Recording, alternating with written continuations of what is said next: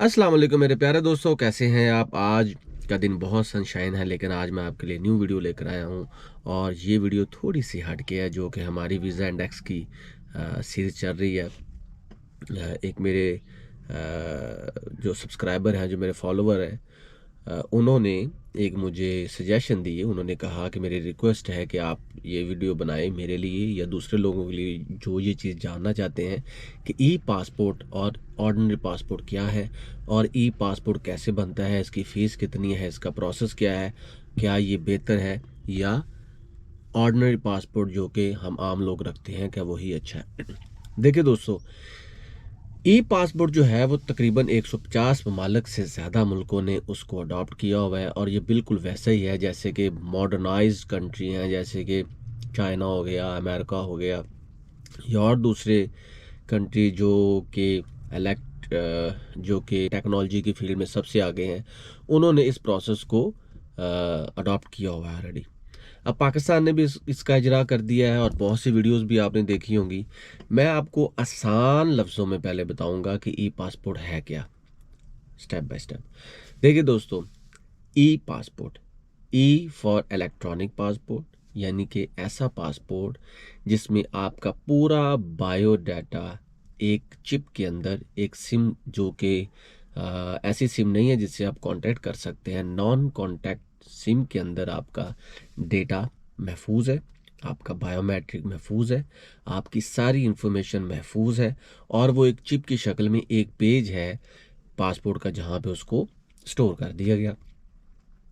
और ये वो पासपोर्ट नहीं है कि आपने जाना है, कतारों में लगना है, और आपकी बारी आएगी तो फिर आपका वो सारा प्रोसेस देखेंगे, लिखेंगे।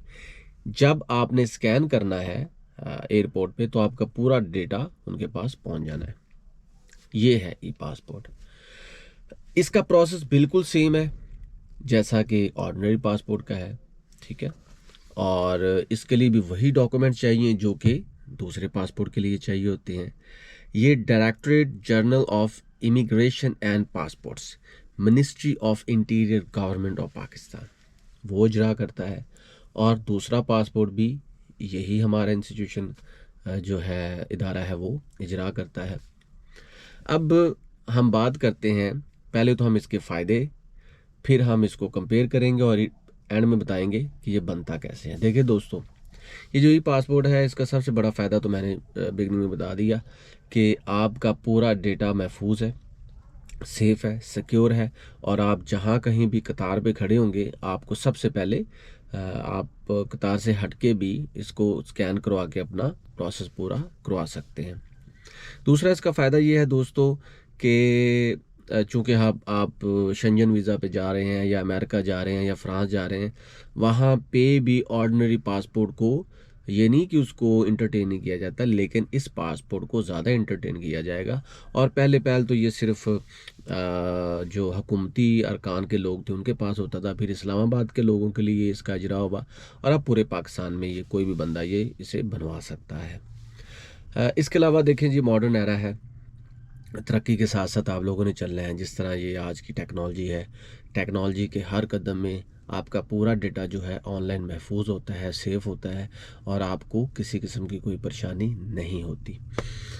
अब बात करते हैं जी, ये बनता क्या, इसकी फ़ीस क्या है। सबसे पहली बात तो ये कि इसकी फ़ीस क्या है। देखिए दोस्तों, ये वैसे ही है कि जैसे 36 पेजेस वाला और 72 पेजेस वाला, एक अर्जेंट और एक ऑर्डिनरी, यानी कि वो अर्जेंट पासपोर्ट नहीं होता। इसकी फ़ीस की बात है तो 36 पेजेस वाला 5 साल का जो पासपोर्ट है वो 9,000 का है नॉर्मल फ़ीस के साथ, और 15,000 है इसकी अर्जेंट फ़ीस। और जो 72 पेजेस वाला है 5 साल के लिए, इसकी फ़ीस है जी 16,500, और अर्जेंट में वो बनेगा 27,000 रुपये का। और 10 साल की जो इसकी फ़ीस है वो 24,750 है। इसका प्रोसेस क्या है बनने का दोस्तों? इसके दो प्रोसेस हैं। पहला प्रोसेस है, पासपोर्ट के ऑफिस में जाके आपने वैसे ही जैसे ऑर्डिनरी पासपोर्ट पे अपनी आप बैंक में फ़ीस जमा करवाते हैं, उसकी रसीद ले जाते हैं, साथ में आपका ओरिजिनल आईडी कार्ड है, या पुराना पासपोर्ट है, या अगर आप मैरिड नहीं हैं तो आपके पेरेंट्स के शनाख्ती कार्ड के साथ आप जाते हैं, और अगर आप मैरिड हैं तो अपनी स्पाउस के पासपोर्ट या CNIC को लेके आप चले जाते हैं। आपका पासपोर्ट ओरिजिनल होना ज़रूरी है, बाकियों की फ़ोटोकॉपी भी चल जाती है। फिर आप लाइन पे लगते हैं और वैसे ही आपका स्कैन होता है, आपके फिंगरप्रिंट्स लिए जाते हैं और आपकी तस्वीर ली जाती है और फिर एंड में रसीद दे दी जाती है, जिसको लेकर आप दोबारा इसको कलेक्ट कर सकते हैं। दूसरा तरीक़ेकार है कि आप इसकी ऑनलाइन फ़ीस भी दे सकते हैं। ऑनलाइन फ़ीस जमा करवाने के बाद आप वही प्रोसेस दोबारा कर सकते हैं। फॉर एग्ज़ाम्पल आप वहाँ पे जाके अपना बायोडाटा उनको महफूज करवा सकते हैं किसी भी पासपोर्ट के ऑफिस में जाके। 2 तरह से इसको बनाया जा सकता है और इसको कलेक्ट करने का तरीका भी यही है दोस्तों कि आप अपनी वो रसीद लेकर जाएंगे, विंडो पे जाके खड़े होंगे और आपको आपका पासपोर्ट मिल जाएगा। देखें दोस्तों, अब हम ऑन द होल ओवरऑल बात कर लेते हैं। मेरी सजेशन में यही है कि आप ई पासपोर्ट बनवाएं, ये बेटर है। अब रिसेंटली मेरा एक दोस्त है, उसने शेंजन वीज़ा के लिए अप्लाई किया और उसका ऑर्डिनरी पासपोर्ट था। तो वहाँ पे था कि जी अगर आपने बायोमेट्रिक करवाया है, नहीं करवाया तो वो आप बायोमेट्रिक करवा लें, तो उसके लिए 59 मंथ्स होते हैं, ये सारा प्रोसेस है। देखें, अगर आपने ऑलरेडी ई पासपोर्ट बनवाया है तो आपको इस झंझट से भी छुटकारा मिल जाएगा। आपका जो ई पासपोर्ट है, इलेक्ट्रॉनिक पासपोर्ट है, वो ऑलरेडी आपके वहाँ पे फिंगरप्रिंट्स हैं। मैं ये नहीं कहता हूँ कि यही होगा तो आपके फिंगरप्रिंट्स बनेंगे और आप यूरोप जाएंगे, नहीं, लेकिन इसमें आप देखिएगा कि आपको कहीं ना कहीं आसानी ज़रूर होगी। दूसरा, आम पासपोर्ट और इसकी अगर कंपैरिजन करें तो जब आपकी इमिग्रेशन होती है तो आप लाइनों लाइन खड़े रहते हैं, लेकिन अगर आपका ई पासपोर्ट है तो आपकी इमिग्रेशन भी जल्द अज जल्द हो जाएगी और इसमें किसी किस्म का कोई फ्रॉड भी नहीं है।